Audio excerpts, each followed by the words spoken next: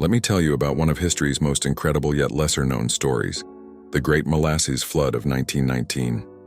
Yes, you heard that right. A flood of molasses. Picture this.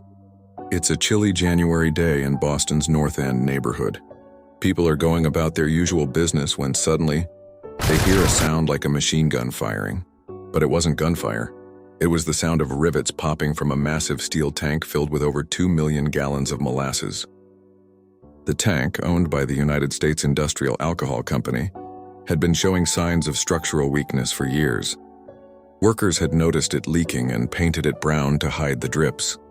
But on that fateful day, the tank finally gave way, and what followed was nothing short of catastrophic.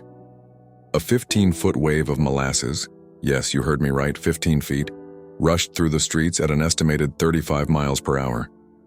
Now you might be thinking, how bad could sticky syrup really be? Well, molasses is much denser than water, and when it's moving at that speed, it becomes an unstoppable force. The wave crushed buildings, toppled elevated train tracks, and even lifted a train right off its tracks. People and horses were caught in the sticky tide, unable to escape. The molasses was so powerful it bent steel girders and snapped the support beams of the elevated railway like they were toothpicks. In the end, 21 people lost their lives and 150 were injured. Some victims were literally trapped in the molasses for several days before rescuers could reach them. The cleanup took weeks, and locals say that on hot summer days you could still smell molasses in the air for decades afterward. But here's the twist. This disaster actually led to something positive.